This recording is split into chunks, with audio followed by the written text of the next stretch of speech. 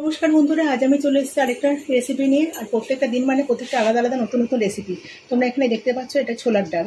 আমি সারা রাতে ভিজিয়ে রেখেছিলাম। এই ডালটাকে আমি বেটে নেব। আর এখানে আমি আলু আর পটল কেটে নিয়েছি একটু ডুমো ডুমো করে। এটাকে একটু লবণ মাখিয়ে রাখবো, তাহলে তেলটা কম টানবে, তাড়াতাড়ি সেদ্ধ হয়ে যাবে। লবণটা মাখিয়ে রাখলে না ভাজার সময় তেলটা অনেকটাই কম টানে। মাখিয়ে রেখে দিলাম। আর এখানে একটা মশলা করব, আদা, টমেটো আর কাঁচা লঙ্কা, ঝালটা যার যার ইচ্ছে মতো।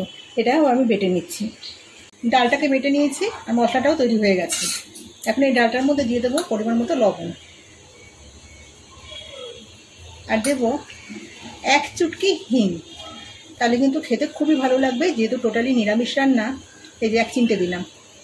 ভালো করে ফাটিয়ে নেবো। এদিকে কড়াইতে তেল বসিয়ে দিয়েছি, তেলটা গরম হয়ে গেছে। আর এই রান্নাটা আমি সর্ষের তেলে করব। আমি গোল গোল করে বড়াগুলো দিয়ে যে কোনো শেপেই দেওয়া যাবে, এইভাবে বড়াগুলো ভেজে নেব। আমি গোল গোল করেই ভাজছি, খুব বড় করব না।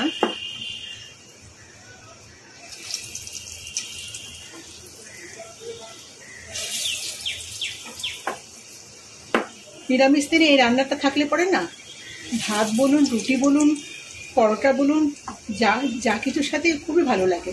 সর্ষের তেল বলে একটুখানি ফেনা কাটছে। আমি এই রান্নাটা সর্ষের তেলেই খেতেই বেশি পছন্দ করি, তাই সর্ষের তেলে করছি। যারা সর্ষের তেল খান না তারা রিফাইন অয়েলে বা যে তেল খান সে তেলেই করবেন। আর উল্টে পাশে বড়গুলোকে ভেজে নেব। সব ভাজা হয়ে গেছে। একবারে না দুবারে আমি সবগুলোকে ভেজে নিয়েছি। একই তেলে আমি আলুগুলোকে ভেজে তুলে নেব। আলু আর পটল এগুলোকেও লাল লাল করে ভেজে নেব। একেবারেই দিয়ে দিলাম, লাল লাল করে ভেজে তুলে নেব।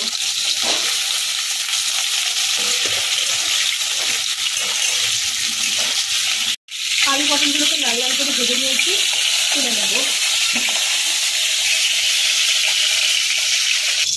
ওই তেলের মধ্যে ফোড়নে দিয়ে দেবো 2টো এলাচ, 1 টুকরো লবঙ্গ, সরি 2টো এলাচ, 1 টুকরো দারচিনি, একটু জিরে, 1 তেজপাতা।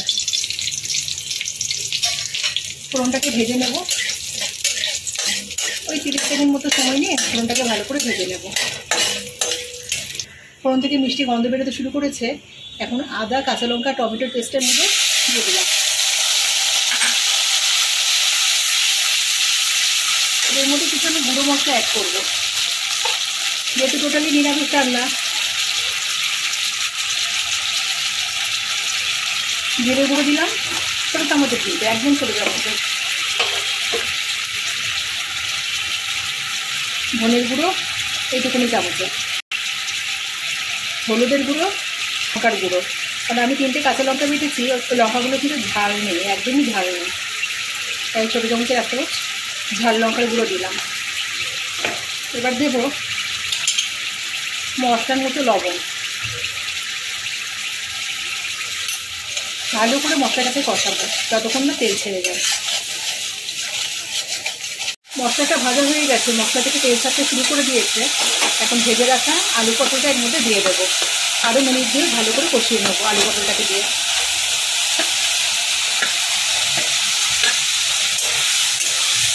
মশলাটা না যত বেশি কষানো হবে রান্নার স্বাদ কিন্তু তত ভালো হয়।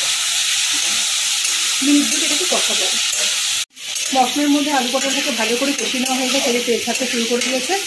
এখন এর মধ্যে পরিমাণ মতো জল দিয়ে দেবো।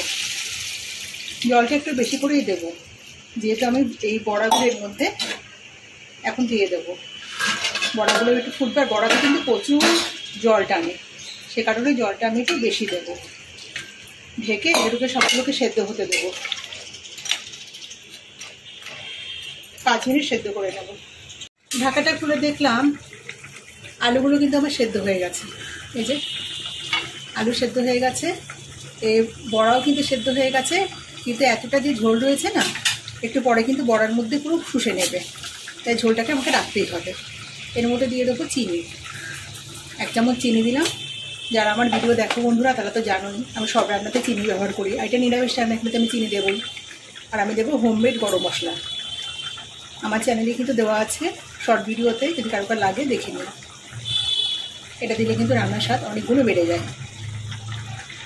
আর নিরামিষ রান্নাতে হোমমেড গরম মশলাটা দিলে পরে এত ভালো লাগে খেতে, কী বলবো তোমাদেরকে। একটু ভালো করে নেড়ে চেড়ে নেব। রান্নাটা কিন্তু আমার অলমোস্ট হয়ে গেছে, বেশি কিন্তু ঘাটা যাবে না, তাহলে বড়াগুলো আবার ভেঙে যাবে।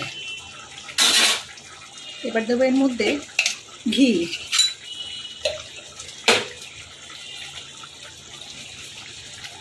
গ্যাস বন্ধ করে দিলাম, অল্প একটুখানি ঘি দিয়ে দিলাম। ঘিটা দেওয়ার পরেও হালকা করে নেড়ে দেবো। এবার আমি ঢেকে রেখে দেবো। আমার নিরামিষ আলু পটল দিয়ে বড়ার রসা বলো, বড়ার তরকারি বলো, যে যেটাই বলো না কেন, বাংলাদেশের লোকেরা বলে রসা, এদেশিরা বলে তরকারি, আমার কিন্তু একেবারেই রেডি। রেসিপিটা কেমন লাগলো কমেন্টে জানিও। রেসিপিটা ভালো লেগে থাকলে একটা লাইক দিও। যে সমস্ত নতুন বন্ধুরা এখনো চ্যানেলটিকে সাবস্ক্রাইব করুন তারা অবশ্যই চ্যানেলটিকে সাবস্ক্রাইব করো।